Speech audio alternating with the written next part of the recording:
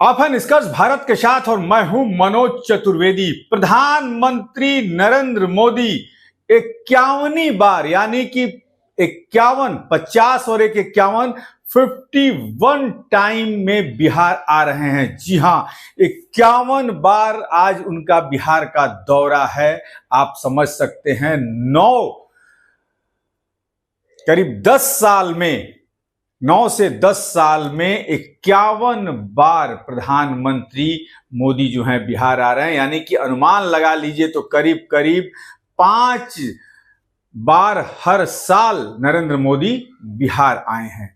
लेकिन इस बार बिहार में जिस तरीके से बीजेपी, तस्वीर आप देख रहे हैं, जिस तरीके से बीजेपी के नेता नित्यानंद राय से लेके दिलीप जायसवाल, सम्राट चौधरी लोगों से ये अपील कर रहे हैं कि प्रधानमंत्री नरेंद्र मोदी सिवान आ रहे हैं, आइए जरूर।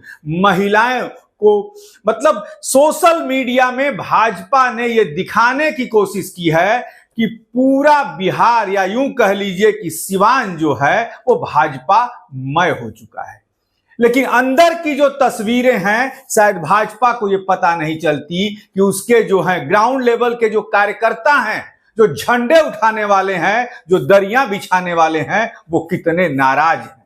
जी हां, निगम का अध्यक्ष जो बनाया गया है, बोर्डों के जो अध्यक्ष बनाए गए हैं, उसमें तमाम जो भाजपा के ग्राउंड लेवल के कार्यकर्ता हैं वो बहुत ही नाराज हैं और शायद इस बार के चुनाव में इसका खामियाजा कहीं ना कहीं भाजपा को तो भुगतना ही पड़ेगा। ये मैं नहीं कह रहा, जो हम लोगों से जा रहे हैं, मिल रहे हैं, बातें कर रहे हैं, सर्वे कर रहे हैं, उसके मुताबिक ये बातें हो रही हैं कि भाजपा का कार्यकर्ता इस बार बहुत ही नाराज है। और अंदरूनी सूत्रों की माने तो भाजपा हाईकमान को यह बात पता चल चुकी है। इसलिए प्रधानमंत्री यदि इस बार के चुनाव में 25 दौरा जिलों का कर लें तो कम ही होगा। जो ग्राउंड रिपोर्ट गई है दिल्ली तक, उसमें यहां तक बात हुई है कि प्रधानमंत्री को बिहार के 48 जिले में आना पड़ेगा, तब जाके कहीं स्थिति सुधरेगी।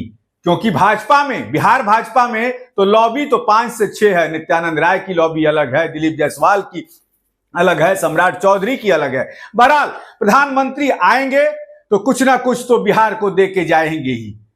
बिहार से गुजरात भर भर के ले जाने वाली ट्रेन दे के जाएंगे।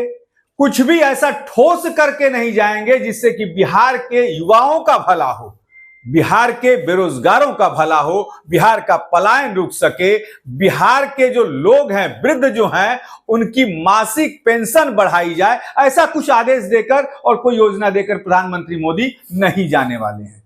जी हां, आपको याद होगा मधुबनी आए थे, वंदे भारत ट्रेन का उन्होंने जब ये किया तो कहा कि ऐसी ट्रेन दे रहा हूं कि यहां से लड़के भर भर के गुजरात जाएंगे, क्योंकि फैक्ट्री तो आप गुजरात में ही लगाएंगे और वहां इसलिए ही लड़के जाएंगे ताकि आप उनकी बेरोजगारी का फायदा उठा सको। बहरहाल जो योजनाएं आज प्रधानमंत्री 500 मेगावाट की बैटरी ऊर्जा, रिजर्व बैटरी ऊर्जा का आज उद्घाटन करेंगे।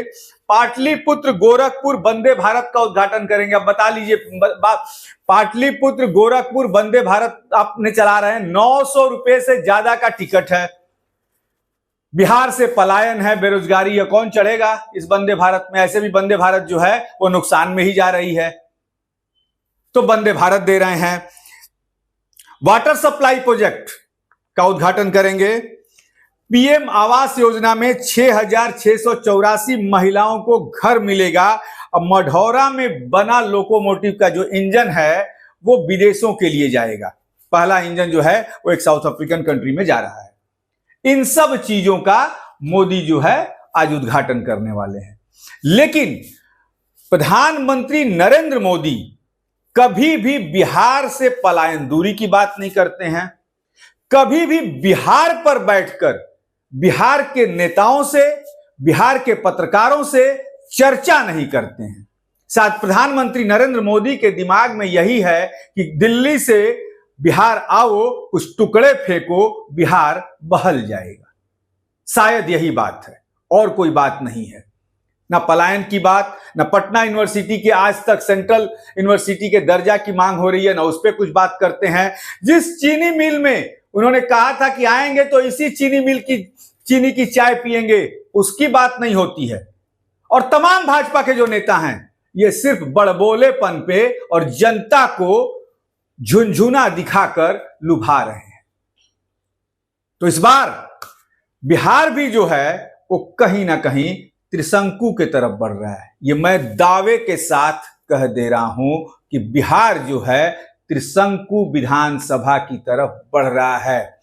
एक तरफ थर्ड फ्रंट की अब ओवैसी ने बात कर दी है, 60 सीटों पर चुनाव लड़ने की बात कर दी, और शायद भाजपा इस भ्रम में है कि सीमांचल की सीटों पर यदि प्रत्याशी खड़े करेंगे तो वोटों का बिखराव होगा और भाजपा को फायदा होगा। नहीं होने वाला है इस बार। जी हां, प्रधानमंत्री जब तक बिहार को कुछ ठोस वादा नहीं करेंगे और उस वादे पे अमल नहीं करेंगे तब तक इस बार बिहार का युवा भटकने वाला नहीं है, बिहार की महिलाएं भटकने वाली नहीं है। बहुत हो गया। 1,25,000 करोड़ का पैकेज जो आपने दिया वो कहां खर्च हुआ, उसका आपने हिसाब तक नहीं लिया, क्योंकि 1,25,000 करोड़ रुपया कम नहीं होते। धरातल पर वो पैसे का प्रोजेक्ट कहीं दिख नहीं रहा है। या तो वो पैसा आपने दिया ही नहीं है, और या तो यदि दिया भी है तो भाजपा के बड़े बड़े नेता और नीतीश कुमार के भ्रष्ट अधिकारी उस पैसे को पचा चुके हैं। सीएजी की रिपोर्ट अभी आनी बाकी है उस 1,25,000 करोड़ रुपए की। जब सीएजी की रिपोर्ट आएगी तो पैसे का कैसे बंदरबाट हुआ है इसका भी खुलासा हो जाएगा। लेकिन बिहार में जब तक इस बार चाहे कोई भी दल हो कोई ठोस वादे नहीं करेगा तब तक बिहार की जनता इस बार सुनने वाली नहीं है।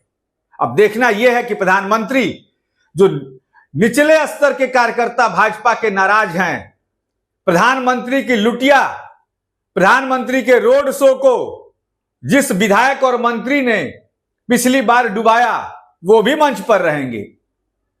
प्रधानमंत्री के शाहबाद की सभा को, यानी विक्रमगंज की सभा को, जिसने खड़ा उस तरीके से कुर्सियां नहीं भरी थी, यदि आशा दीदी नहीं रहती तो शायद वहां भी इज्जत का पुलिंदा निकल चुका होता।